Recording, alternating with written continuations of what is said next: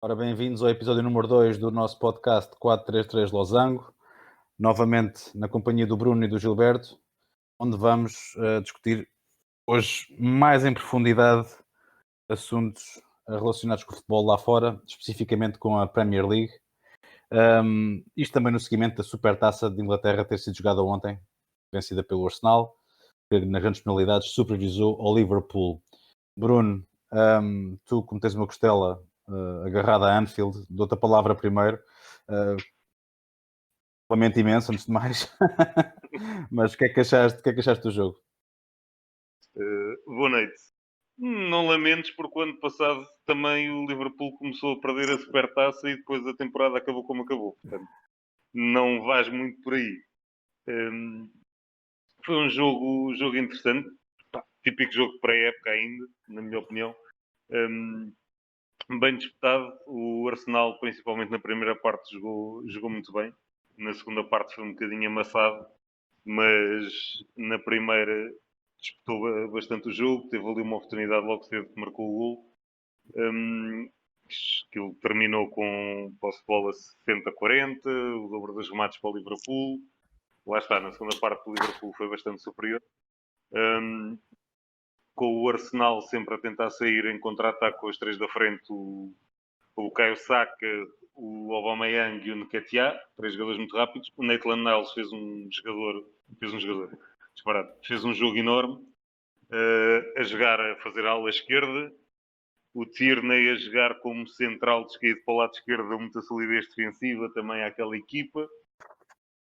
A surpresa foi ali talvez o El Neni no meio campo, mais o Granit Xhaka, mas tiveram os dois muito sólidos.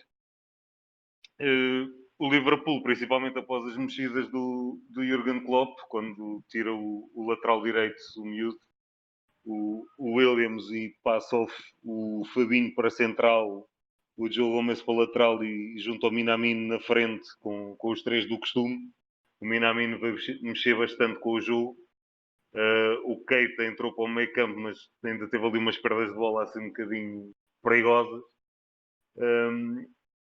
Depois foi aquela parte dos penaltis que pronto, saiu a fava ao Brewster, que tem vindo a fazer uma temporada, uma pré-época muito interessante. Ele marcou 4 ou 5 gols em 3 ou 4 jogos que fez, qualquer coisa assim. O miúdo tem tentado mostrar serviço. Teve azar, acertou na barra. Mas também dar muito mérito ao trabalho que o Arteta tentado fazer no Arsenal. O Arsenal estava completamente destruído e aos poucos ele vai recuperando.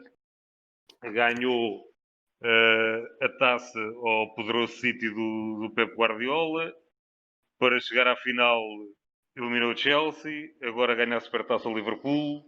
Portanto, está a começar a ter ali qualquer coisa que se veja e provavelmente os adeptos do Arsenal já começam a ficar um pouquinho mais animados com este início da época, com aquilo que estão a ver. Pelo menos também tendo em conta o que se tem passado nas últimas épocas, não é difícil animarem-se, porque qualquer coisinha serve para os animar.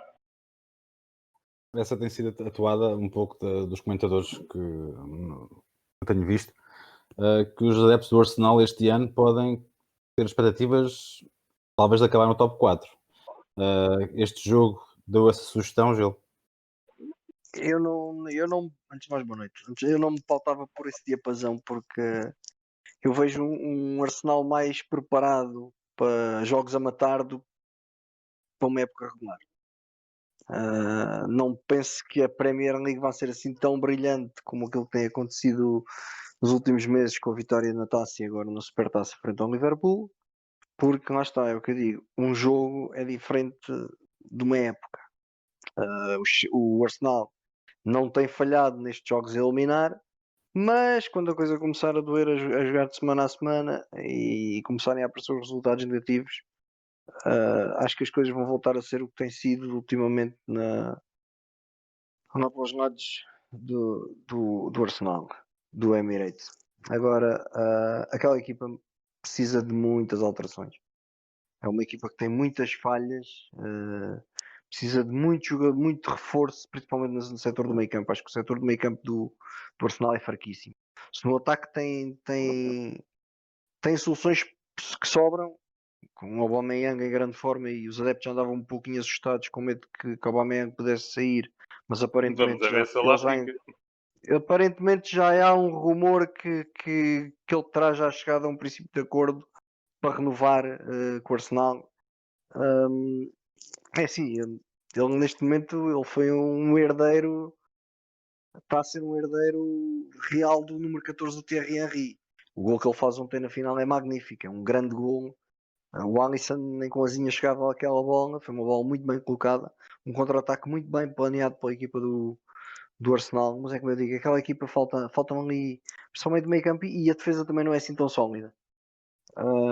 Vamos ver o que é que nos aguarda durante o campeonato, mas eu penso que não acredito que o Arsenal vá ficar tão facilmente no top 4. Pode acontecer, mas olhando para as outras equipas Top 4 também não acredito. Top 6, que estão a talvez. concorrer, e mesmo assim não sei se será fácil, porque epá, Sim, é a Premier. mas E 6 teria que haver acredito, ali, 4 não. teria que haver ali uma conjugação muito grande de muitos fatores para a coisa correr bem para um lado do Arsenal, e eu não acredito que ainda possa ser esta época que o Emirates volta a ver títulos maiores do que está a ser a Supertaça. Um Liverpool que se apresentou aparentemente com o mesmo esquema tático do costume, Klopp igual a si próprio. Ressaltas alguma exibição que tenha enchido o olho a ti, Bruno, no lado do Liverpool e também do Arsenal, se quiseres falar? Lá está. O Liverpool faltou lá e notou-se bastante a ausência do Trent no lado direito. O Neco Williams ainda está verdinho. As melhores exibições, o Robertson fez o jogo normal de Robertson, de cima a baixo o jogo inteiro, e a tirar cruzamentos sempre perigosos. Lá está, o Minamino quando entrou muito bem no jogo. Lá atrás do normal, o Virgil não treme. O Fabinho à frente dele e do Joe Gomes também ali está sempre tranquilo, nunca, sem grandes percalços. Mas essencialmente foi isso. Os três da frente tiveram até bastante apagados. Talvez o Mané tenha sido o menos mau. Mas sim, o Minamino e o Robertson para mim foram os destaques do Liverpool. Do lado do Arsenal foi como eu disse, o Maitland Niles acho que até foi considerado o melhor em campo. Fez um jogo muito interessante. E o Tierney surpreendeu-me porque sempre o vi como lateral esquerdo e a jogar ali a central ao lado do David Luiz. Sim, o David Luiz a jogar como central mesmo no centro, e tinham o outro rapazinho que eu agora não estou a lembrar do nome, do lado direito, o Holding. E os três tiveram, apesar de tudo, tiveram bastante seguros, e o Tierney principalmente ainda fez ali umas incursões pelo lado esquerdo também, algumas subidas, teve bastante bem. Mas sim, ainda tudo muito naquele ritmo de pré-época.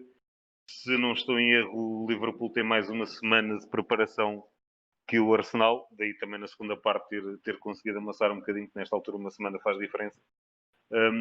Mas também o jogo do Liverpool precisa muito de ter o estado físico dos jogadores lá no topo para conseguirem pressionar e fazer aqueles contra-ataques sempre em velocidade, aquela intensidade de jogo que eles têm, e nota-se que ainda está tudo muito, muito enferrujado na pré-época.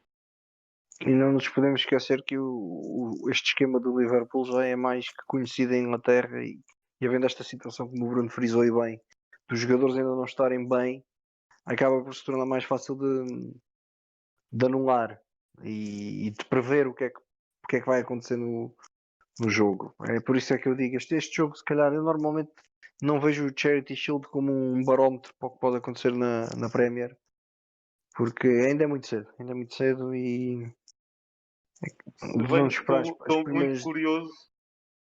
Diz, desculpa. Diz, não, vamos esperar. Eu ia para dizer que é esperar pelas primeiras 2, 3 jornadas, em que as equipas já começam a ganhar outro ritmo e outra capacidade, para podermos oferir o que é que pode vir dali, não nos esquecendo que em Inglaterra há sempre aquela situação de chegarmos a dezembro e haver aquela altura do Boxing Day em que às vezes aí o campeonato dá umas voltas que ninguém está à espera, mas lá está essa a beleza da Premier League.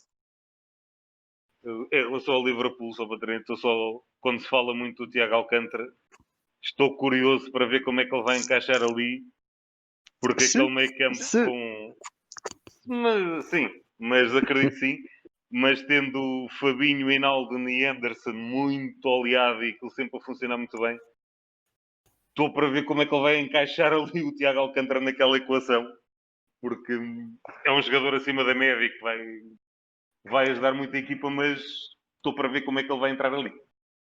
É a curiosidade. O Tiago Alcântara, já que tu falaste em equação, eu vou-me arriscar a dizer que o Tiago Alcântara é um elemento absorvente, porque aquele rapazinho com o que sabe futebol e com o que joga não terá muita Sim, sim. dificuldade Só em estou a dizer adaptar-se.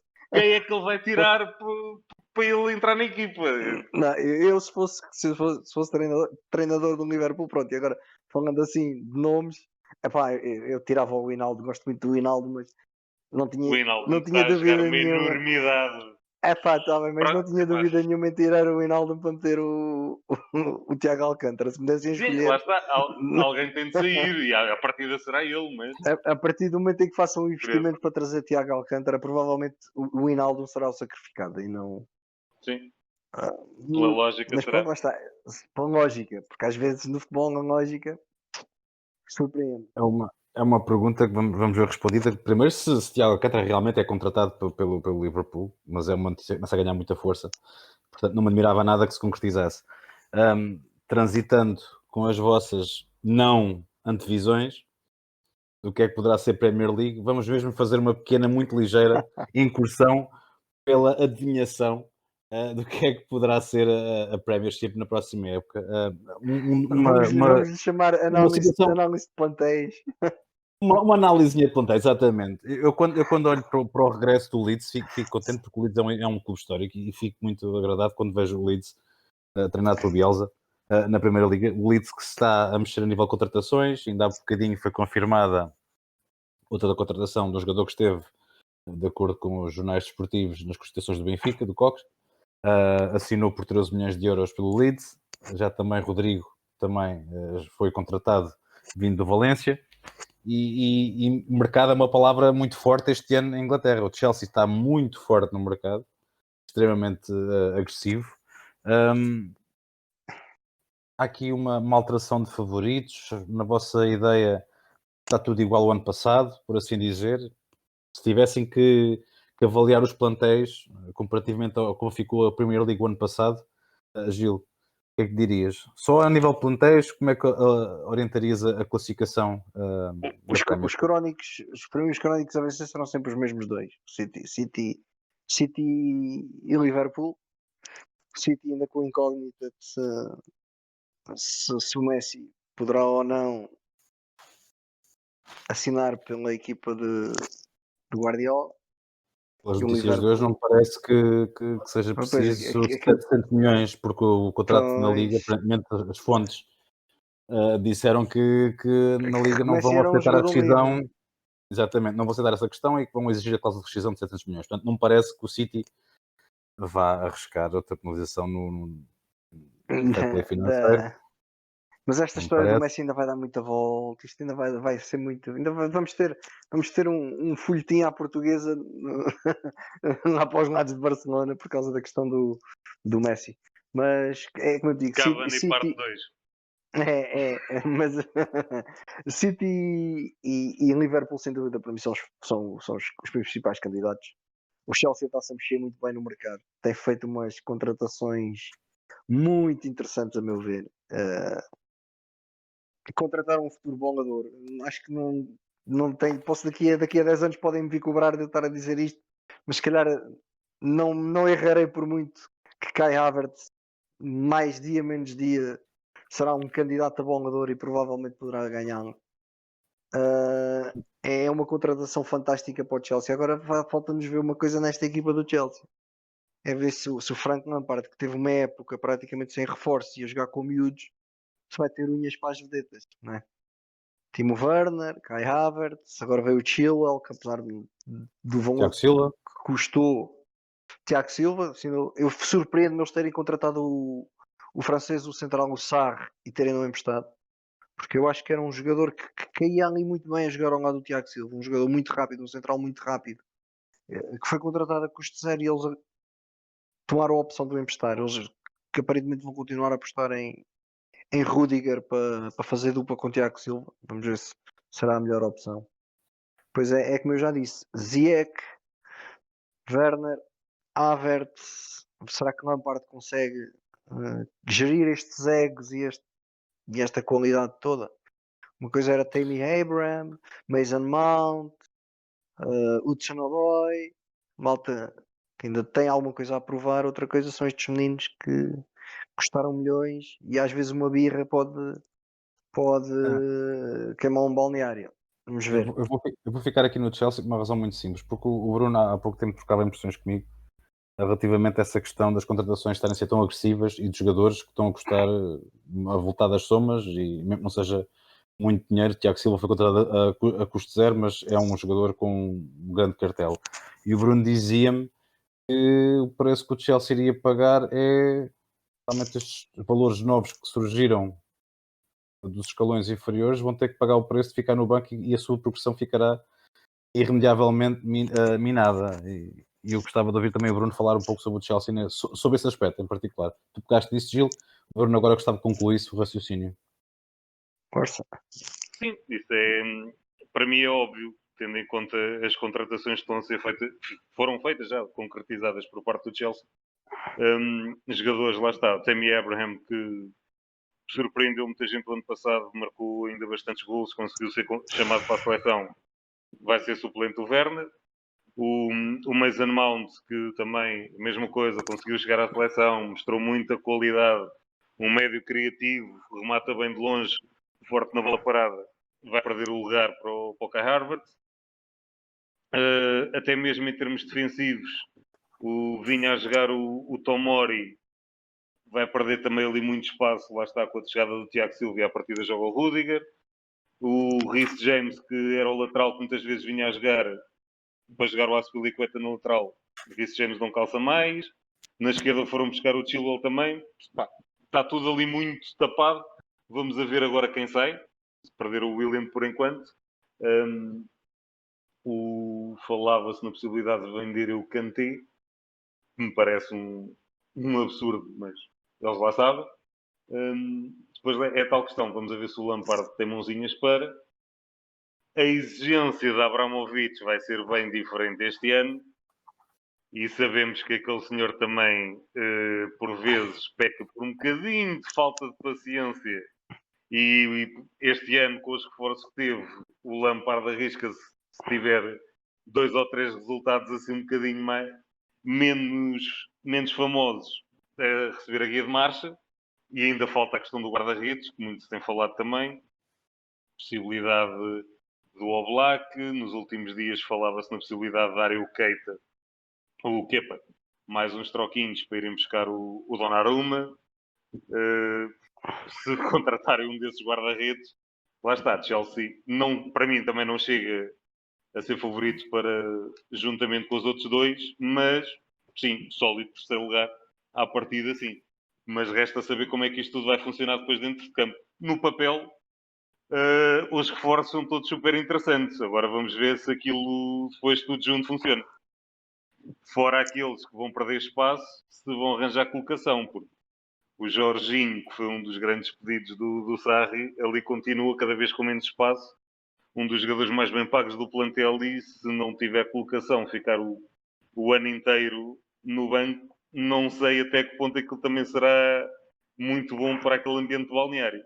Por exemplo. A questão do Jorginho, eu acho que foi como tu disseste, é um absurdo pensar que o Chelsea querá vender o Kanté nesta altura. Mas penso que se o Kanté sair, o Jorginho vai acabar por ganhar um lugar facilmente. Porque o Jorginho é daqueles jogadores que quando tem jogado na equipa do Chelsea, normalmente mexe com o jogo e é dos elementos mais. Mesmo apesar de não ter sido uma grande aposta de um Lampard, os poucos jogos que foi fazendo ainda mexeu. Se ele vender o Kanté, é um jogador diferente do Kanté. É. Com nada a ver, aí é que está. Nada Pois, a ver. Mas também não estou a ver totalmente diferente da equipa. Sim, mas não estou a ver, dependendo do Kanté, não estou a ver o Abramovich a gastar mais não sei quantos milhões para ir buscar um médio defensivo. Certo, portanto, certo. é o que eu digo, a solução ali será sempre o Jorginho, porque o Barkley não tem essas características, o Mason Mount muito menos. Sim, Epá, mas acho que vai acabar sempre... É comparar um Pirlo com um Gattuso, quase. Mas é Nada assim, a ver. saindo de Kanté, é o único nome que eu Sim. devo. Então quem é que vai jogar ali naquele meio campo? Quem é que vai defender? Sim. O Ziyech, o Pulisic, Vai ser o o Havertz. Kovacic e mais alguém ao lado. À partida. Quem é que será esse alguém? Que se o Kanté sair, sobra um. Ou então lá está. Sim. Mais um investimento de não sei quanto para jogar ao lado do Kovacic. No Abramovich já não serei nada. Pronto, depende, vamos ver. Se ele for maluco para dar os Vai 100 depender milhões. muitas, Se ele for vendas maluco também, para. creio eu. Sim, e se for maluco para dar os 100 milhões para o Oblak, não acredito que aconteça o médio, mais um médio para a equipa. Se eles não conseguirem o Oblak, se calhar ele ainda vai desarrascar ali um médio defensivo ali ou no campeonato francês, que o Lampard veja para ali qualquer coisa assim, tipo um Maquena, não é? Que ele veja, e se calhar Olha que este no pode. campeonato francês está lá um menino que com Estás a 17 falar anos, estás do Cavamiga. Camavinga. Camavinga. Esse O Cavamiga. rapazinho tem lugar em qualquer equipa queira. Desde que paguem. Desde que paguem, Vocês já repararam certamente que a quantidade de nomes que vocês disseram, estamos só a falar do Chelsea neste momento, só do Chelsea. O conjunto de nomes entre os que já lá estavam, os que chegaram agora, aquilo que se fala, o Chelsea, se não ambicionar competir com o City e com o Liverpool, isto só falar de nomes, quero dizer, parece um pouco São curto. coisas totalmente diferentes. A exigência da não Abramovich que estavas a falar há bocado não me espantava nada. São coisas diferentes por uma questão. O City e o Liverpool já são equipas estabelecidas. Mantém o mesmo treinador já há vários anos, a mesma ideia de jogo, tudo igual. O Lampard entrou o ano passado, começou com muitas mexidas também e agora vai renovar a equipa toda de novo. Está a formar uma equipa.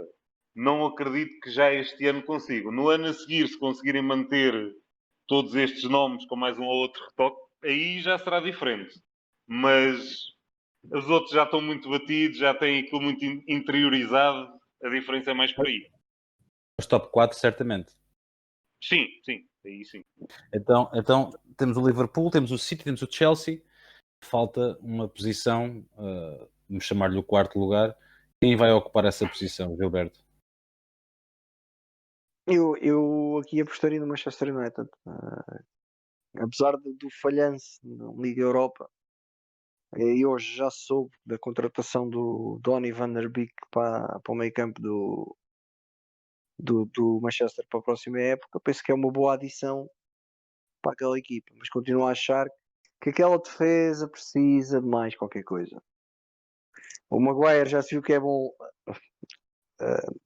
nas férias. Pelo menos arranjar polémicas é muito bom arranjá-las, sem dúvida alguma. Nas férias a coisa correu bem, enquanto um foi preso, o outro ajudou a aprender.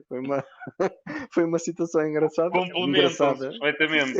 É o complemento perfeito. O Maguire foi preso e o Lindelof ajudou a aprender um meliante que estava a assaltar uma senhora de proveta idade.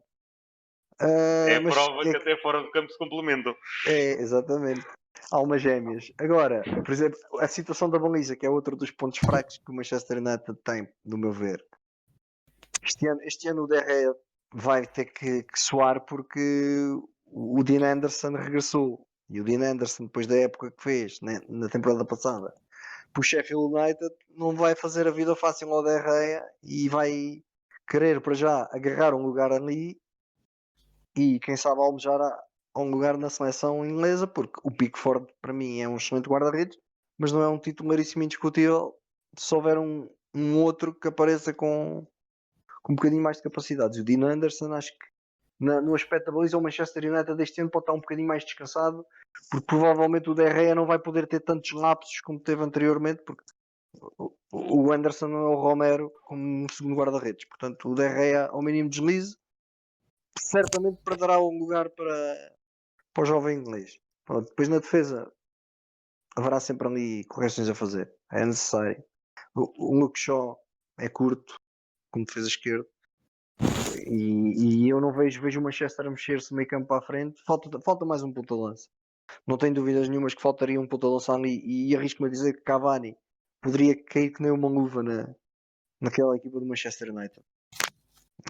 Também se falou. Mas agora lá está. Diz desculpa, acho que sim. Também se falou de Cavani, que poderia ser uma hipótese para o Manchester United. Sim, Real Madrid também. Cavani andou nas bocas do mundo, toda a gente, não foi só no Benfica.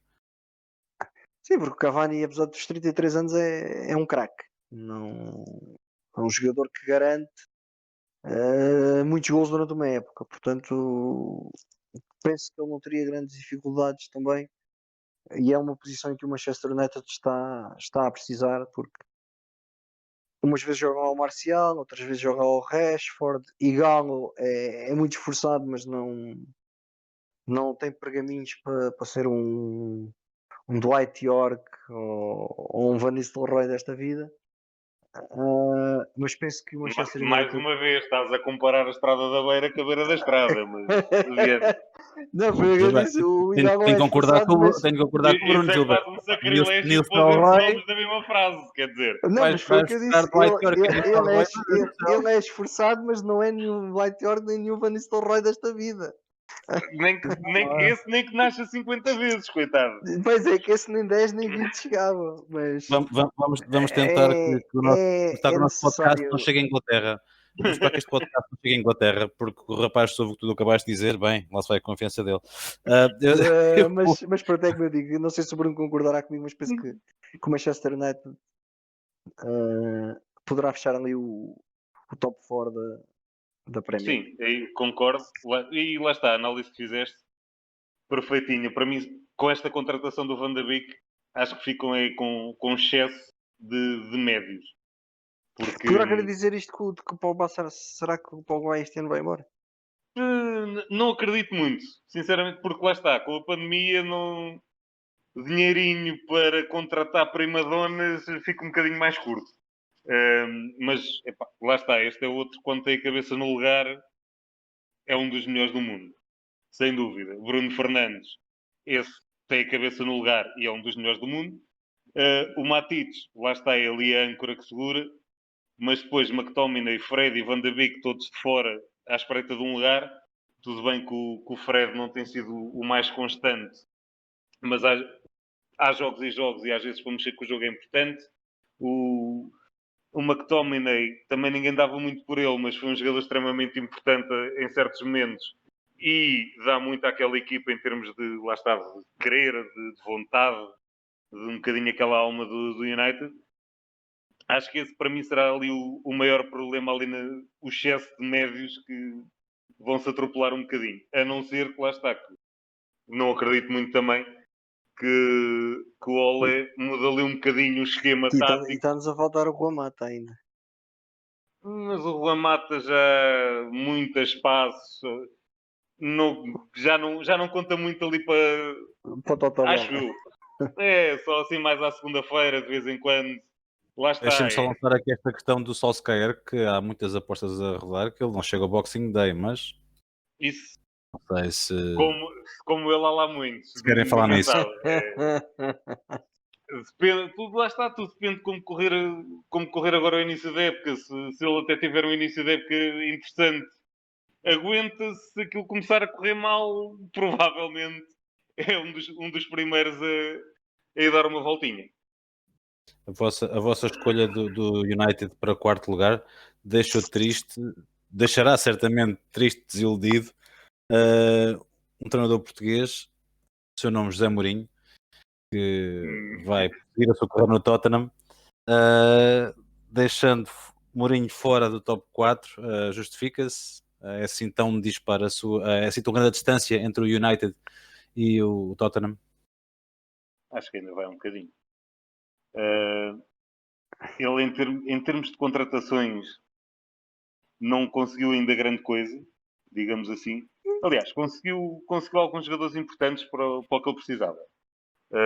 O Joe Hart é um veterano e dá ali aquela estabilidade do Loris, tem tido várias lesões e o Joe Hart pode ser ali uma alternativa em caso de necessidade até interessante.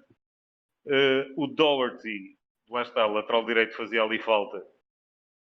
E o Doherty, tal como o Højbjerg, são duas contratações, na minha opinião, tipicamente a Mourinho. Sou aquele, sem grande nome, mas jogadores sólidos ali que trabalham, sabem aquilo que têm a fazer, fazem o seu papel sem inventar muito. Já não precisam de se ambientar, já conhecem o campeonato. Sim, exatamente. É aquelas contrataçõezinhas ali que, ok, sem fazer grandes barulhos, mas vão acrescentar à equipa. Basicamente, a equipa perdeu o Vertonghen do plantel do ano passado. Vi um jogo deles agora de pré-época em que, curiosamente, eles mudou um bocadinho o esquema tático. Estava a jogar com três centrais, um 3-5-2, em que o Ben Davies fez ali basicamente o papel de Vertonghen, a jogar como central mais esquerdo para o lado esquerdo.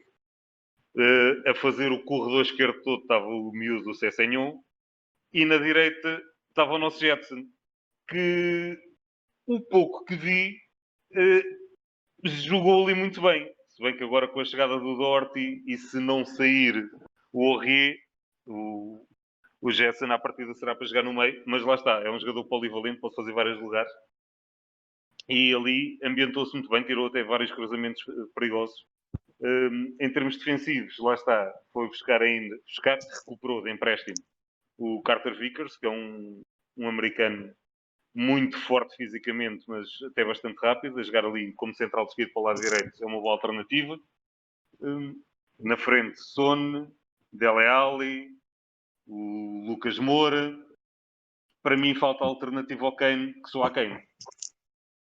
E lá está, na senda de Zé Mourinho e destas contratações, não me estranhava que não fosse assim uma vedeta do outro mundo, mas um Callum Wilson, um Joshua King, por exemplo, que são dois avançados bastante interessantes do Bournemouth que foi despromovido e que não será preciso saltar um banco para os contratar, e que lá está, mais uma vez, jogadores já ambientados à Premier League, que têm mostrado rendimento ao longo dos anos. O Timo Pukki, por exemplo, que desceu Norwich. com o Norwich, também foi um jogador que marcou até vários golos. Porque o Kane, estando em forma, vai jogar sempre. Pode ter um jogo ou outro para gerir ali um bocadinho o esforço, mas será sempre a primeira opção. Portanto, será de ser sempre um jogador que esteja disposto a passar a maior parte do tempo no banco, digamos assim. E acho que será uma contratação deste género e não um Cavani ou assim algum nome transcendente que iria quase obrigar a jogar com dois na frente. Até porque, lá está, neste jogo que eu vi, não havia Harry Kane e jogou o Dele Alli quase a fazer um bocadinho falso 9, terceiro médio, com o Sónio e o Lucas a dar ali velocidade na frente e a jogar um bocadinho mais soltos. Mas lá está, equipa sólida, sim, vão fazer melhor do que o ano passado, sim. Não me parece que consigam chegar ao top 4. 5, 6º, vai haver sempre ali uma surpresazinha à boa moda de Premier League, não há hipótese. Com a companhia do Leicester, provavelmente vai continuar a boa carreira, se tudo correr normal. O Wolves, vamos a ver o que vai conseguir. O Wolves, que eu gostava muito que o Gilberto também dissesse alguma coisa. Vamos a ver. O Leeds, vamos a ver, mas isto já sou eu que acho que todos os anos é uma das equipas que sobe à Premier, que faz assim a surpresa. O Newcastle ainda não se começou a mexer. Mas o Newcastle, pelas últimas notícias, afinal o investimento árabe bateram com os pezinhos na água e foram embora. Portanto, se calhar a coisa... Lá está, vamos a ver. Vamos mas ver o que é que... investimento. Caso haja investimento... Exato, e é aí que eu queria chegar também, Gilberto, quando disse para começares pelo Wolves, porque o resto das equipas da Premier League, que é uma competição que é extraordinariamente equilibrada, todos os anos há surpresas, todos os anos há resultados fantásticos, excetuando estes top 6 mais um, que seria o Leicester do ano passado, o resto do campeonato, as outras equipas, começando pelo nosso Nuno Espírito Santo à frente do Wolves, o que é que podes dizer sobre o resto das equipas da Premier League para terminar também esta pequena antevisão ou o que é que poderá ser o campeonato este ano? É assim, o Wolves eu acredito que volta a repetir as boas campanhas que tem feito desde que chegaram à Premier League ao comando do Nuno Espírito Santo. Todos os anos eles estão habituados a perder uma ou outra peça e repõem facilmente. Vamos ver se eles conseguem manter Jiménez. Se não conseguirem, aí se calhar vai ser complicado arranjar um substituto à altura. Hoje em dia não é fácil arranjar pontas de lança com o rácio de trabalho, golos que o Jiménez garanta a uma equipa. Portanto, aí poderá mexer um bocadinho com o DNA da equipa do Wolves se perderem o Jiménez. Se isso não acontecer, penso que será mais uma época tranquila, a roubarem pontos a equipas de topo, como eles têm feito todos os anos. E Nuno Espírito Santo a provar mais uma vez que é um excelente treinador que consegue, que tem o plantel de um lado. Ele perdeu o Doherty, mas provavelmente ele vai arranjar, se não arranjar na Premier League, de certeza que vai ali ao Championship arranjar um jogador mais ou menos no perfil do Doherty para o substituir e É Portugal? provavelmente, ou até Portugal, quem sabe, vamos ver. O resto da Premier League, epá, é assim, eu sou um fã, confesso, da Premier League e há ali montes de pontéis que eu olho e vejo jogadores fantásticos, pontéis com nomes incríveis e que depois andam a época toda num mastiga, jogam para a manutenção, não passam daquilo. Eu olho, por exemplo, uma equipa do Crystal Palace, que eu acho que aquela equipa é um crime, todos os anos tem que jogar para a manutenção, porque os nomes que normalmente o Roy Hodgson tem à disposição dele. Também é um treinador da velha guarda, tem uma excelente história, tem. Epá, mas com o plantel que ele tem à disposição dele era, teria que ser exigido um pouquinho mais. Ele do meio campo para a frente tem jogadores, tem o Max Meyer, o alemão que veio do Schalke, tem o Wilfred Zaha, tem o Benteke, tem o Andros Townsend, ele tem ao dispor dele um naipe de jogadores ofensivos e a defesa também não é assim tão má, que aquilo exigia se calhar um bocadinho mais, mas é daquelas equipas que parece que joga sempre, quando joga fora, joga sempre para o pontinho. E se calhar é daqueles pontéis que se exigiam um bocadinho mais. Por exemplo, a gente olha para um Sheffield na época passada, uma equipa que tinha vindo do Championship, sem grandes contratações. O treinador quase que não mexeu na equipa em relação à que veio do Championship para a Premier e fez o campeonato que fez. E olhávamos para os nomes que aquela equipa tinha, comparando, por exemplo, com o Crystal Palace, e é a noite do dia. Agora, eu estou curioso para ver um Leeds, porque foi como eu disse há pouco, normalmente na Premier League há sempre uma das equipas que sobe, faz sempre uma gracinha. Eu acredito que o Leeds que é um histórico do futebol inglês, e ainda por cima tem um treinador fantástico, que o Bielsa é um treinador fora do comum. Penso que pode se tornar um bocadinho chato, e até mesmo o próprio Fulham. O Fulham, não podemos descuidar do Fulham, porque o Fulham também lá tem lá alguns nomes interessantes, mas lá está, é tal situação. Vamos ver se os nomes correspondem depois ao que a equipa consegue fazer em campo, ou que o treinador consegue pôr a equipa a fazer em campo.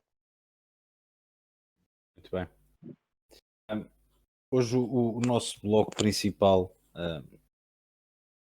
Queria só, queria só Sim, falar Bruno, aqui diz. também um bocadinho ainda do Wolves, que lá está, o Nuno Espírito Santo tem feito um trabalho fantástico. Perdeu agora o Doherty.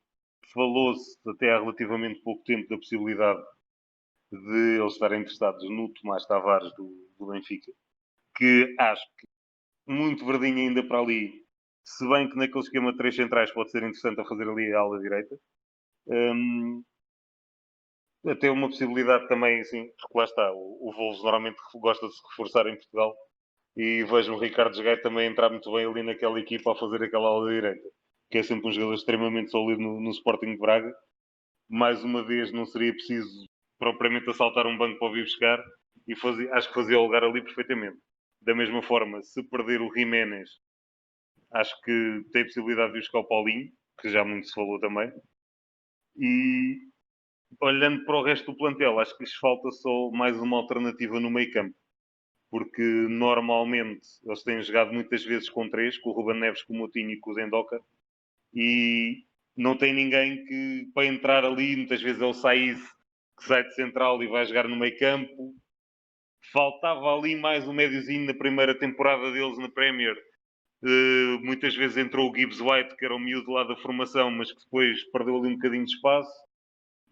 Juntamente com o Pedro Neto veio o Bruno Jordão, que ainda não entrou. Acho que falta só ali mais um médio para ele estar um bocadinho mais à vontade.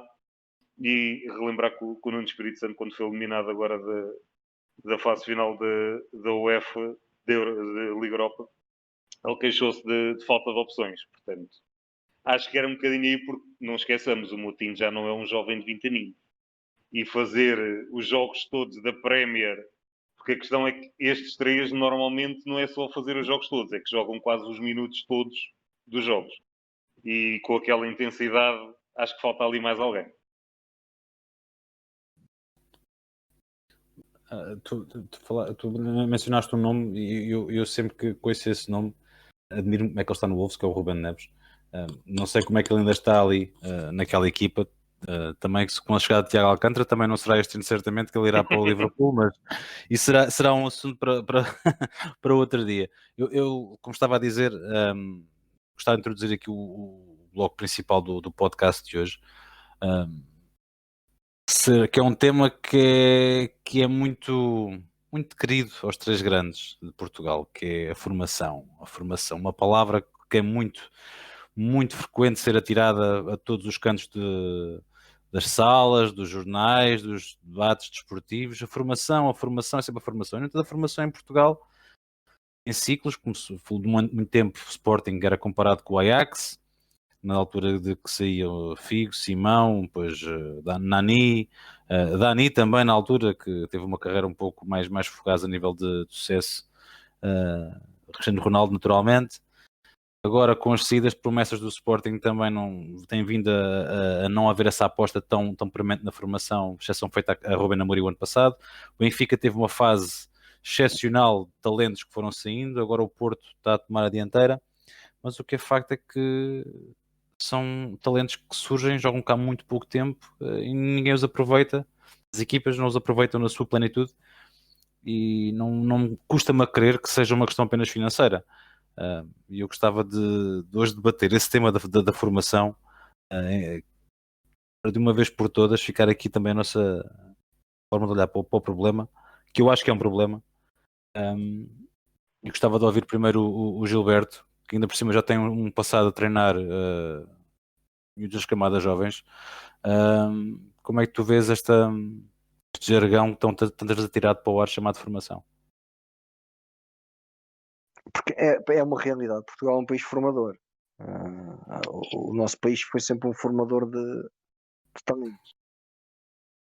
Já todos os grandes clubes portugueses tiveram fornadas de grande sucesso, e tu referiste há pouco. O Sporting durante algum tempo também tomou a dianteira porque foi a primeira equipa praticamente a ter uma academia específica só para formação em Portugal, em Alcochete. Depois o Benfica no Seixal acabou por fazer o mesmo, e neste momento atrevo-me a dizer que está uns aninhos luz à frente do que se passa no Sporting, apesar do Sporting estar a começar a ressurgir, ainda sem resultados, mas já com os jogadores a aparecerem que podem preencher espaços na equipa principal. O Porto ganhou uma Youth League, penso que não é preciso dizer mais que isso. O Benfica teve em 3 finais, infelizmente não conseguiu ganhar nenhuma, mas lá está, é um barómetro interessante ver que o Bruno frisou isso no último programa, que desde que a Youth League começou, 4 anos, houve equipas portuguesas nas finais. Um ano ganhou, nas outras infelizmente perdeu. Agora, eu penso que fica muito bem toda a gente falar da formação, mesmo para os sócios, que os sócios todos sonham um dia verem sair mais um Cristiano Ronaldo da formação, seja os do Sporting, do Benfica ou do Porto. Se um jogador do Benfica sair Qualquer outro clube, atenção, eu falei nesses três porque são os três que têm mais protagonismo a nível de mídia e a nível de nomes que vão saindo, mas o resto dos clubes em Portugal, todos eles têm ou deveriam fazer esta aposta. Esta é a minha opinião e que estou a lançar para vocês discutirem. Não são só os três grandes, há outros clubes também que têm muita promessa. O Braga, o Guimarães, o Belenenses, todos eles têm histórico de formação, com resultados na formação, mas depois a verdade é que o aproveitamento é quase nulo. Houve uma altura em que se dizia que recupera dos empresários, porque os empresários, quando chegavam nas pré-temporadas em que os miúdos vinham, por exemplo, campeões o Belenenses foi campeão de júniores, vou dar um exemplo. O Belenenses foi campeão de júniores, tinha lá 4 ou 5 miúdos que iam dar o salto para a equipa principal, e de repente apareceu no verão um empresário com 2 brasileiros, um argentino e um sérvio ou um croata. Espera lá, se calhar estes são melhores. E o que é que aconteceu aos miúdos que tinham sido campeões de júnior? Vão para a segunda liga, muitas vezes não têm a capacidade, falta-lhes aquela coisa de, epá, se calhar não vim para a segunda liga, se calhar não sou tão bom e a coisa já não começa a correr tão bem. É um fenómeno estranho porque lá está, Portugal é um país formador e vendedor. Mas às vezes a sensação que nos dá é que quando se chega ao momento de apostar nos miúdos, há o medo. Há o medo porquê? Porque em Portugal também vivemos muito do resultado. E o pessoal normalmente quer resultado imediato. E se os miúdos falham, a culpa é dos miúdos. Então eles preferem se calhar arriscar dizendo ainda é cedo, ainda não vamos por aqui, não vamos já queimar o miúdo. Porque é que o Ruben Amorim fez o que fez no final da época passada? O Sporting já não tinha nada a ganhar. Praticamente o Ruben Amorim começou uma pré-época a ver quem é que são os miúdos que eu posso pegar e apostar para a próxima temporada e que já me podem vir a dar garantias. Fez isso. Provavelmente correu bem. Daqueles 4 ou 5 que ele apostou, provavelmente 2, 3 têm tudo para ser titulares este ano. Agora, o Benfica, lá está, neste momento, está numa fase em que precisa de ganhar. E ainda por cima com Jorge Jesus, não acredito que seja para apostar na formação. O Porto, no ano passado, o Sérgio Conceição começou com o Baró, acabou com o Vitinho e com o Vieira e com... Agora, é para dar continuidade? Parece que não, parece que o Porto vai preferir vender os miúdos para manter as peças fundamentais para ganhar campeonato. É um fenómeno interessante o que se vive no nosso futebol. Lá está, nós formamos, e muitos e bons. Agora aproveitá-los é que se torna mais difícil. E depois lá está, é a situação. O Benfica naquela fase que saíram o Bernardo, o Helder Costa, Cancelo. o Ivan Cavaleiro, o Cancelo. Epá, nem todos tiveram a capacidade para fazer a escolha certa e dizer não, eu vou para este clube, se calhar dou um passo atrás, estou no Benfica, que é um nome forte. Se calhar vou dar um passo atrás para depois dar 2 à frente no ano a seguir. E nem todos têm essa capacidade. O Bernardo, por exemplo, teve a capacidade e a humildade de dizer não, vou para o Mónaco. As 3 épocas no Mónaco. Está agora onde está. É dos melhores do mundo. Bruno. Quantas horas temos para discutir este tema? É que isto dá pano para mangas. Falar de formação é muito bonito e todos nós gostamos e é muito giro dizer que queremos apostar nos jovens e na formação. Isto, para mim, há aqui vários problemas, digamos, relacionados com a formação e um dos grandes problemas também, e pode não ser o mais bonito de se dizer, mas acho que vai um bocadinho também da mentalidade portuguesa, da mentalidade dos adeptos, porque nós cá em Portugal ainda temos muito aquela mania que um miúdo de 20 anos ainda é verdinho para jogar numa primeira divisão, mas aos 30 já está velho. Portanto, um jogador tem, na ideologia da grande maioria das pessoas, tem ali 4 ou 5 aninhos que serve para jogar futebol. De resto, ou já está velho ou ainda é verdinho.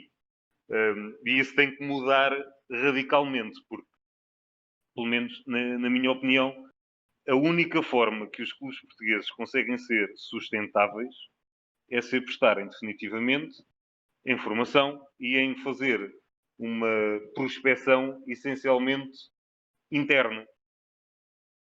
Escalões inferiores, dentro da própria liga, há sempre jogadores interessantes nos outros clubes que não os 3, 4, 5 primeiros classificados. E tem de ser por aí. Porque uma Premier League, por exemplo, que nós estávamos a falar há pouco, aliás, uma equipa que suba do Championship recebe mais dinheiro do que recebe o campeão nacional em Portugal, em termos de direitos televisivos, de patrocínios e fins. Por isso é que qualquer equipa, por isso é que na altura o Ruben Neves, que nós falamos, sai de titular de uma aposta no Futebol Clube do Porto, em que chegou a ser capitão de equipa na Liga dos Campeões com 18 aninhos, e vai jogar para o Championship. Porque já tinha dinheiro para lhe pagar. Segundo, percebeu que o projeto que ali estava, que tem vindo a mostrar os resultados. Terceiro, porque percebeu que ia jogar sempre. E deram nessa hipótese. E ele aí foi inteligente. Ok, vou para a Championship. Pois vou. Mas vou jogar sempre. E vou mostrar. esse, como o Gil disse bem, é outro pormenor que não é assim tão pormenor, é se calhar por maior, que muitas vezes os meninos, lá está, pensem 2 ou 3 vezes. Nós sabemos que o futebol é de momentos e há alturas em que surgem propostas que é impossível recusar. Mas, por vezes, sair não é o mais benéfico. Às vezes seria mais benéfico continuarem mais um ano ainda no nosso campeonato. Ou, lá está. O problema é que, normalmente, aqueles jogadores que demonstram uma qualidade mesmo acima da média no nossa liga, fazem tipo meia época e vão para um clube gigantesco dos maiores clubes do mundo. Aconteceu isso com o Bernardo, com o Renato, Renato. aconteceu isso com o João Félix, aconteceu isso agora com o Trincão, por exemplo, que não sabe o que é que vai dar. Isto já são várias vezes tomar esse tipo de decisão, que nem sempre lá está, é o mais acertado e é o mais correto. Como o Gil disse, e muito bem, por vezes sair para um patamar um bocadinho ali intermédio, para um Valência, para um Mónaco, um clube em que lhes permita jogar com regularidade. Por exemplo, o Ricardo Pereira, quando foi para o Leicester, vai para um clube em que vai jogar regularmente, está ali tranquilo, mostra a qualidade que tem numa competição, num campeonato que todo o mundo inteiro vê e segue fervorosamente, e mostrar a qualidade ali pode ser a hipótese de depois dar o salto, então sim, para um grande clube europeu e chegar lá com um estatuto diferente, que foi basicamente o que fez o Bernardo. Depois, lá está, em termos. Isso aí é ponto assente, qualidade não falta, lá está a questão da Youth League, já aqui falámos várias vezes. Estamos presentes sempre nas finais e pá, a qualidade está lá. Depois lá está, falta a coragem de apostar efetivamente nos miúdos. E apostar no miúdo não é pô-lo a jogar para a Taça da Liga 2 ou 3 joguinhos, não é jogar um joguinho para a Taça de Portugal quando jogamos com todos os suplentes e mais alguns e metemos lá 1 ou 2 até da equipa B, porque vamos jogar contra uma equipa do Campeonato de Portugal ou dos distritais. Apostar num jovem é pô-lo a jogar, compreender que ele vai ter erros e que vai cometer erros e que não vai ter exibições consistentes, até mesmo esses que demonstraram um talento acima da média, lá está.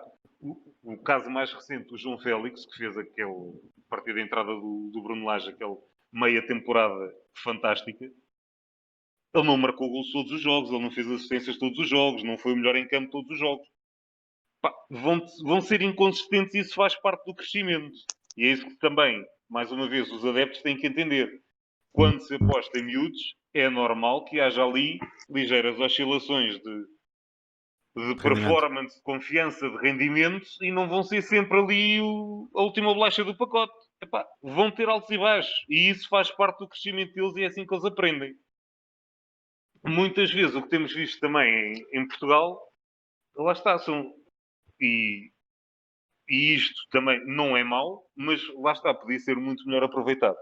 São os jovens que percebem que não vão ter espaço nas equipas onde estão a ser formados e optam por sair ou para o estrangeiro ou para equipas ligeiramente ditas mais pequenas e que depois acabam por mostrar o valor que têm e então depois já se começa a olhar para eles de outra forma. Depois aí está o problema. Depois os grandes que não os aproveitaram, que não lhes deram o tempo de jogo devido quando podiam, quando os tinham nas suas fileiras, depois quando os querem contratar, além de já serem caros, já têm muito mais clubes atrás deles. E temos 2 ou 3 exemplos, lá está. Os 2 jogadores que estão a jogar em Espanha, o Domingos Duarte e o Rui Silva, que passaram aqui um bocadinho despercebidos na nossa liga, vão para a Liga Espanhola, mostram a qualidade que tinham. No caso, temos 2 jogadores que foram formados no Benfica, que eu aprecio imenso, que acho que têm uma qualidade enorme, que foi o Filipe Soares e o PP Rodrigues. Nunca tiveram ali uma hipótese e tiveram que sair, um para o Moreirense e o outro para o Vitória, para serem apostas, para jogarem com regularidade e depois já toda a gente olha para eles, são jogadores fabulosos e merecem mais, mas quando tiveram mais não tiveram o espaço. E lá está, no passado já tivemos vários exemplos de jogadores que jogando em Portugal depois acabam por sair para o estrangeiro e que cá sempre tiveram dificuldades em conquistar o seu espaço e em serem verdadeiramente apostas. mais uma vez, acho que não só a formação e não só os jovens, olhar um bocadinho para as divisões inferiores, porque temos tido nos últimos anos também exemplos sempre de jogadores que vêm de escalões. Já no passado tivemos, eu lembro-me o Antunes, que agora chegou ao Sporting, ele vem do Friamundo para o Passos de Ferreira, faz uma época de estreia fantástica e depois vai para a Itália. Para Roma. O Mas, César Peixoto. ó O Bruno, César Peixoto, deixa-me só acabar, só dizer mais 10 ou 3 sim, nomes. sim, força. O César Peixoto foi a mesma coisa, veio do Clube dos Caçador das Taipas. para o Belenenses, com o Marinho Pérez, e depois faz uma época e no ano seguinte vai para o Porto. Tem uma lesão gravíssima e por isso, se calhar, a coisa não correu melhor, porque o Mourinho ia apostar nele. E tivemos mais recentemente o caso do Carlos Vinícius, que jogava no Real Massamá. Toda a gente achou um balúrdio de dar 5 milhões de euros para aquele jogador. O Nápoles pagou, passado um ano, vão pagar 17. E já vem, lá está, já vem com outro estatuto, mas ir buscar ali ao Real Massamá e até se calhar por arredar ali um bocadinho na equipa B era absurdo. Foi um bocadinho o que o Vitória, por exemplo, fez com o Tapsoba. O Tapsoba estava a jogar no Leixões, contrataram-no, fez uma época de equipa B, no ano seguinte faz meia época e vai-se embora por 20 milhões para o Bayern, porque mostrou uma qualidade enorme. E quando os grandes quiseram ir lá buscá-lo, já não tiveram capacidade para, porque o Bayern bateu 20 milhões. Se calhar só ter ido buscar ao Leixões, conseguiam tê-lo lá 1 ou 2 aninhos e tinham tirado o rendimento esportivo além do rendimento financeiro. Se calhar em vez de 20 conseguiam não negociar por 40 ou 50. Exatamente. E acho que desvalorizamos imenso os clubes mais pequenos, as divisões inferiores. Temos jogadores com muita qualidade a jogar em Portugal, mas infelizmente só olhamos principalmente para o mercado sul-americano. Agora o Vitória de Guimarães tem feito uma perspeção um bocadinho diferente e tem conseguido ir um bocadinho àqueles mercados, digamos, marginais e mais fora do comum, conseguir contratar alguns jogadores, que essa é outra questão, não tanto em termos de formação, mas também que acho que os clubes portugueses podem explorar um bocadinho melhor, que são outro tipo de mercados, não só o sul-americano, que muitas vezes já está bastante inflacionado. Os países nórdicos, a Suécia, a Dinamarca, a Noruega, têm sempre ali jogadores também bastante interessantes, muitas vezes jovens, muito interessantes, e que são comparativamente bastante mais baratos do que buscar não está em causa a qualidade, tipo um Cebolinha custa 20 milhões, mas se calhar tínhamos alguém semelhante num desses campeonatos a custar 5 ou 6. Aqui em relação à formação, pensou-se que a introdução do campeonato sub-23 poderia ser positiva. Acabou por ser para alguns clubes que têm feito algumas, lá está, clubes menores, que têm feito algum aproveitamento dos miúdos de sub-23 para introduzir na sua equipa. Por exemplo, não é o exemplo melhor que se pode dar, porque aconteceu não pelos melhores motivos. O Desportivo das Aves, que foi campeão do sub-23, ganhou a taça do sub-23. No ano a seguir a equipa estava a equipa na primeira liga estava toda partida. O que é que eles fizeram? Foram buscar os miúdos do sub-23. Alguns cumpriram, alguns mostraram qualidade, alguns conseguiram colocação noutros clubes da primeira divisão. O Belenenses está a fazer o mesmo. Está a apostar em muitos miúdos que também estavam na equipa do sub-23. Mas lá está, isto são 2 ou 3 casos num universo muito grande, não é? Porque é assim, também se formos a ver o campeonato sub-23 também não são assim tantas equipas. Então e as outras? Porque é que só há... O campeonato sub-23 tem quantas equipas, Bruno? Corrige-me se eu... Também agora 10, 12 equipas. por aí. 10, sim. 10, 12 equipas que depois dividem e fazem aquela fase do pirâmide campeão. Fase final, sim. Mas clubes formadores só temos 10 para terem os sub-23. Está bem que não deve ser barato. Pois aí já entramos noutras. Lá está, é não fazer as coisas de uma forma sustentada, porque se as coisas bem pensadas e bem estruturadas conseguem ter equipa B, conseguem ter sub-23, os júniores, a equipa principal. A questão é que investem muito na equipa principal, muitas vezes a pagar ordenados até um bocadinho acima das capacidades. Se calhar às vezes tem um jogador no banco São que não 14 joga clubes. e São 14 clubes na Liga Revelação. Obrigado, Vasco. Se calhar às vezes estes clubes têm um jogador no banco que não joga uma época inteira e o que ele ganha se calhar era o orçamento para uma equipa de sub-23. Exatamente. E lá está. Para compor plantel, é aqui que eu dizia que os clubes portugueses só conseguem ser sustentáveis se apostarem verdadeiramente na formação.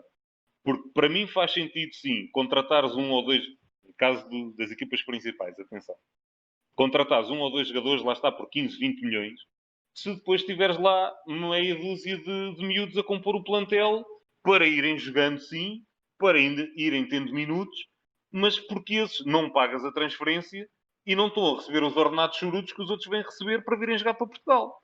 Agora, vais contratar 7 ou 8 a 4, 5 milhões, isso sai mais caro do que contratares, lá está, um ou dois que realmente e claramente vêm acrescentar valor e que serão até exemplos e quase ídolos para aqueles miúdos que estão a começar e que olham para o lado e vê ali se calhar até um jogador com algum nome. Por exemplo, e Portugal já fez isso no passado e já deu provas, nós conseguimos atrair um Casilhas para o campeonato português, nós conseguimos trazer um Aimar, um Saviola, um Schmeichel, um André Cruz, para um miúdo, o Mathieu, para um miúdo que está a começar, olhar para o lado, para o balneário e ver um jogador destes, além de passar conhecimento e tudo mais, é uma motivação. Em vez de estar a ver ali, lá está, com o devido respeito, mas estar a ver 10 brasileiros, 5 argentinos e que estão ali e que, se for preciso, ele nunca ouviu falar neles, nem conhece lado nenhum. E pronto, são mais uns que estão ali a fazer número. Eu dou o exemplo. Sabes, nosso miúdo não joga FM e não os conhece todos. Epá, podem nos conhecer todos. E hoje em dia é fácil conhecer os jogadores todos. Mas eu dou o exemplo, para mim, que foi claríssimo na última temporada, e aqui foge um bocadinho à Liga Portuguesa, mas é um exemplo. O Zlatan, quando chega ao Milan. O Milan tinha a equipa completamente destroçada. E o Zlatan está velho e está acabado e tudo mais. Chegou lá e a equipa uniu-se e ganhou uma nova alma. Um pormenor muito simples, e isto foi dito pelo Rafael Leão, que está lá. E ele diz, como é que nós não nos vamos aplicar mais quando vemos o Zlatan, com os seus 38 anos, que já não tem que provar absolutamente nada a ninguém, que podia estar reformado a gozar dos milhões que tem no banco, e chega ali, é o primeiro a chegar ao treino, é o último a ir-se embora, disputa os lances todos num treino, aplica-se ao máximo. O que é que nós podemos fazer? Nós só podemos seguir o exemplo e aplicar da mesma forma. E notou-se que o Milan cresceu bastante a partir do momento que ele entrou.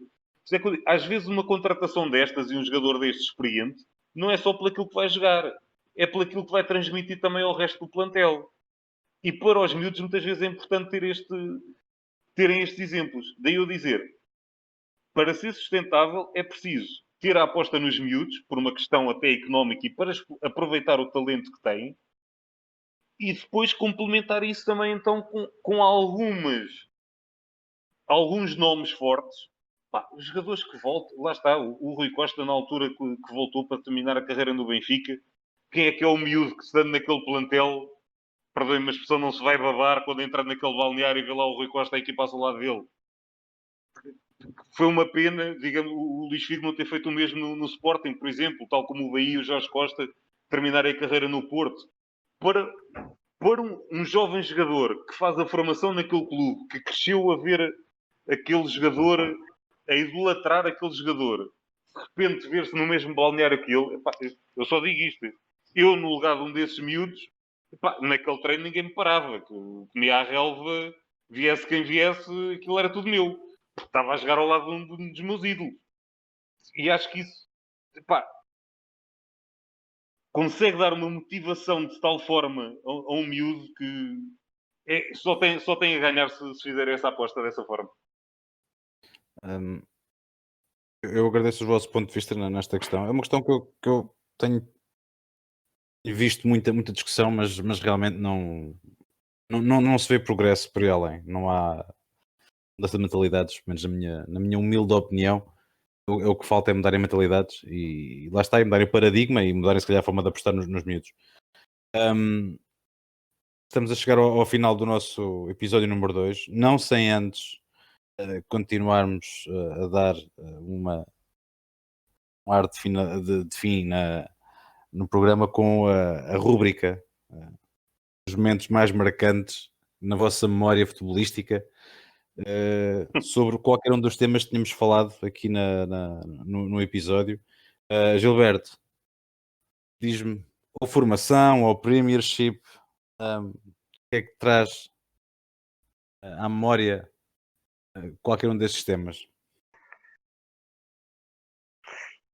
Epá, isto escolher hoje um tema para fechar o programa não é fácil, porque tanto Premier como formação, nós temos montes de boas memórias desde a Premier, do Arsenal campeão sem derrotas. Para manter a nossa tradição, podes falar mais do que um, vá. Que é mais fácil. Não, É mas ma- eu É para mais falar fácil. vou falar o mesmo tema. Prefiro manter-me no mesmo tema. Da última vez falámos do mesmo tema. Epá, não sei, Bruno, o que é que tu achas? Premier ou formação? Dá Onde é um que a gente exemplo vai de cada, hoje? dá um exemplo de cada, vá. Dá um exemplo de Então Sim, cada. sim, vá, sim, sim. Premier, pronto. Sim, é justo. É impossível não. É impossível não falar já que falámos hoje do Arsenal também, que foi ganhou a taça, a Supertaça. O Arsenal do Wenger, que foi campeão sem derrotas. Com uma Uma equipa equipa fraquinha fantástica. também. Fogo. O meio campo para trás todo inglês. Engraçado. Quarteto defensivo e guarda-redes ingleses. Meio campo para a frente. Não. O Franceses e guarda-redes era o holandeses. Lehmann. Não, O Não, guarda-redes era o não, Lehmann. David Seaman. ainda era o David David Seaman. Seaman. Ainda era o Seaman. Ok. Sim, Seaman, sim, meu. Dixon, Ainda Seaman, era o Lehmann. Dixon, Keown, Adams Não e o lateral meti. esquerdo era o Winterburn. Winterburn, sim senhora. Epá, não Sim, sim. falha. O Sim, quarteto por defensivo acaso e o tinha ideia que já tinha guarda-redes entrado. Sim. eram ingleses. E depois do meio campo à frente. Petit, Vieira, Pires, Bergkamp, Henri, Henri, Ljungberg. Henri, Henri, Henri, Henri, Ljungberg, também havia o Henri, Bergkamp Thierry e havia Henry. Thierry Henry. E o Bergkamp também lá jogava. Era. Cano. Até o Ray Parler lá jogava. Ai, Canu, o Ray Anelka. Parler era o outro inglês que jogava na equipa, exatamente, o Ray Exatamente. Parler, Sim, que era o médio sim. direito. É pá, pronto, é impossível não falarmos da Premier League e não Pá, nos desculpa lembrarmos lá meter a deste colher, Arsenal desculpa lá meter a colher no meio do disto tudo, mas Wenger. isto está com recordações fantásticas também, quer dizer, eu não consigo evitar meter a colher neste assunto. Mas isto continua, Gil, continua. Pronto, a Premier, acho que aqui não há muito a dizer, pronto, já que falámos no Arsenal no princípio e acaba a falar do Arsenal, pronto, o Arsenal do Arsene Wenger, que era uma daquelas equipas que sentávamos a ver o jogo e dava gosto de vê-lo jogar futebol. E num estádio que não era o Emirates, mas o Highbury tinha outro O Highbury ambiente. Park tinha outro ambiente, era outro gostinho, a forma como se vivia aqueles jogos. As recordações da formação, epá, é impossível não nos lembrarmos do Estádio da Luz a abarrotar para uma final Portugal-Brasil. Epá, fomos campeões do mundo, não é? Contra o Brasil, Segunda vez, segundo ano consecutivo, segundo campeonato consecutivamente. consecutivo. Carlos Queiroz com um trabalho excelente. Depois tínhamos uma equipa que a gente olhava para aquela equipa. Figo, Rui Costa, Peixe, Braçar, Jorge Costa, Rui Bento, Tony, so on. Tantos. Tantos. Torres, meu Deus. Paulo Torres, defesa esquerda, exatamente. E ganhámos nos penaltis, fizeram-nos sofrer até aos É penaltis. verdade. É À boa verdade, sim, moda senhora. portuguesa também, vá. Teve que ser até à última. Não houve um Éder, mas houve o Braçar que ainda... o Braçar defendeu um ou dois penaltis. Defendeu. Pá, agora isso já não. Sei que o último penalti de todos foi o Rui Costa. O Rui Costa que jogava exatamente. com o número 5. 5. O Rui Costa que era o número 5. E o Rui Bento que era central e jogava com o número 10. 10, exatamente. Oh, Esse meu por Deus nós, do céu. mas o braço por acaso Ai. quantos penaltis ele defendeu. E o Rui Costa coisa marcou o tão último boa. penalti e fomos campeões do mundo. Pronto. Verdade. E pronto, em casa. Bruno, Bruno, Então, em termos de Premier League, eu vou. Memórias há muitas, mas vou um bocadinho mais recente, que acho que é o momento. Lá está, a costela romântica. O Leicester campeão foi qualquer coisa. É indescritível, porque era. Quando se olha para aquele plantel. Tudo bem, na baliza tinha o Schmeichel, o mais novo, que também herdou um bocadinho os genes do pai, mas depois Danny Simpson, Robert Huth, Wes Morgan, o Fuchs, depois então sim, tinha ali um Kanté, Drinkwater, que ao que parece bebia tudo menos água, Albrighton, Marres. sim, o Okazaki que foi extremamente importante, e um Vardy pronto, que de Operário Fabril passou a um dos melhores pontas de lança da Premier League, assim num tirinho. Epá, acho que, sinceramente, o Ranieri devia se ter retirado no final daquela época. E é tipo, ok, depois disto não há mais. Percebo a questão de querer ir jogar a Champions com aquela equipa e de querer-me que, para mim, tinha acabado ali, saía em ombros. O senhor também já estava na idade de se ter reformado e pronto. E terminava. Ainda foi a Nantes, já. Mas aquele momento que nunca ninguém acreditava que seria possível. Toda a gente, eles mais cedo ou mais tarde, aquilo vem por ali abaixo, eles vão sentir a pressão e vão parar ao lugar deles. E depois lá está, chega ali aquela altura em dezembro, com aquela densidade competitiva e com aquela quantidade de jogos em que eles não tremeram e em que depois começaram a perceber, ok, se calhar não vai ser assim tão fácil. E depois, com confiança em altas, o Vardy a marcar gols de tudo o que era sítio, o Mahrez a pôr a bola parecia que estava a passar a bolinha com a mão, tipo, pega aí.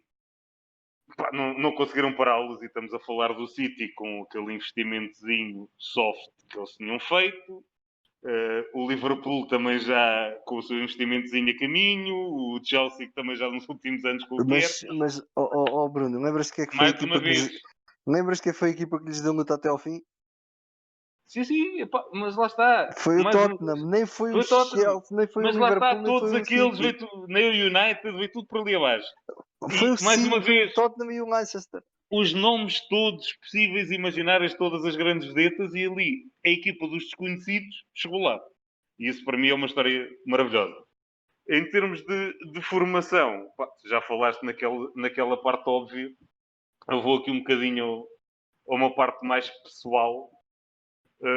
Lembro-me de um jogo sub-21 no estádio da minha cidade natal, em Romeu, um Portugal-Inglaterra, que ganhámos 2-1. Tivemos 2 vezes em vantagem, por 2 vezes sofremos o empate e depois acabamos por ir ganhar 4-2, nem foi 2-1, 4-2. Nossa seleção: Moreira, Mário Sérgio, Bruno Alves, Ricardo Costa, Freddy, Frechou, Hugo Viana, que saiu lesionado, entre o Carlos Martins, não me recordo já quem era o outro médio, acho que era o Bozingua, e na frente, Cristiano, Quaresma, Postiga. Sim, eu pus. Fácil. Pois, Fácil. lá está, malta da Tão casa, não fácil. é? Está ali Fácil. mais ou menos naquela parte central e pode chegar-se um bocadinho mais para um lado para acompanhar o ataque de Portugal. Então, eu numa parte acompanhei o Quaresma, noutra parte acompanhei o Cristiano. Foi assim um bocado engraçado. Sofremos 2 golos do Shola Ameobi. E eu chamo a meu homem no caso. O homem ia de moto, literalmente, quando os outros iam a pé. Epá, mas 2 falhanços daquela dupla de centrais, ficaram os dois a olhar, vais tu, e não foi ninguém. Foi o Ameobi de moto. Foi a Meio sorte dos do dois. homem que se fosse o Bruno Alves, se calhar não corria bem. Na cara do Moreira, foi tipo, queres para onde? Que naquela altura também aquela seleção inglesa basicamente era o Ameobi, tinha o Gareth Barry e o Joe Cole, eram os seus jogadores mais conhecidos. Mas sim, ver Cristiano e Quaresma naquela altura. E o Carlos Martins marca um gol. Isto é. Chamámos todos os nomes e mais alguns antes de ele marcar o gol. Bola parada, livre tipo a meio do meio campo, e ele está a falar com o banco. Indicações e não sei o quê. E o colega da equipa, já não me lembro quem foi, toca a bola para o lado para lhe passar a bola. E ele está de costas viradas para a bola, completamente.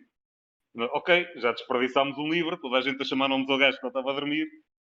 E Carlos Martins de repente vira-se para o lado e olha a bola. Manda um daqueles remates a Carlos Martins. Que a bola entra rentinho ao poste, rasteira, que o guarda-redes, quando está a cair, já a bola tinha furado a rede para umas 3 vezes. Quando ele lá chega abaixo, um gol fantástico.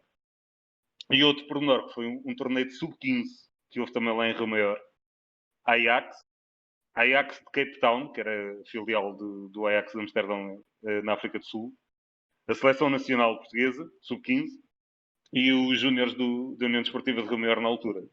Em que na Seleção Nacional vi despontar, lá está o menino Cristiano Ronaldo, que nessa altura a jogar a ponta de lança na seleção, que era sempre o homem mais avançado.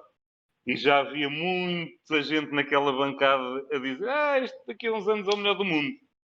Apesar de também nesse jogo ter chamado uns quantos nomes, porque no jogo contra o Ajax, lá está, Portugal estava a perder e ele sofremos uma bola parada contra Portugal, recuperamos a bola, bateu a bola na frente, o Cristiano ia completamente sozinho, ainda antes do meio campo, e ele passou o jogo inteiro a partir o mesmo defesa, sempre com a mesma finta. E mais uma vez logo parar a bola, esperar pelo defesa, para lhe partir os rins e depois arrancar. Daquela vez o defesa tirou-lhe a bola. Ou seja, ele tinha um contra-ataque, campo aberto até chegar ao guarda-redes, não havia ninguém, resolveu esperar pelo defesa, perdeu a bola. Pronto, faz parte do crescimento, lá está, e hoje em dia acho que ninguém o apanhava numa situação dessas com a bola controlada, mas adiante. E chegava ao meio do meio campo e provavelmente mandava um tomar ao Claga para a gaveta. Fácil. Bom, meus senhores, mais uma vez um muito obrigado pela vossa presença. Vamos terminar Obrigado, o nosso segundo Obrigado, episódio. Esperamos por vocês na próxima semana. Não se esqueçam que o podcast está sempre online às segundas-feiras nas plataformas do Anchor, no YouTube, e podem ter acesso aos links nas nossas redes sociais, no Facebook e no Instagram. Muito obrigado novamente. Até à próxima.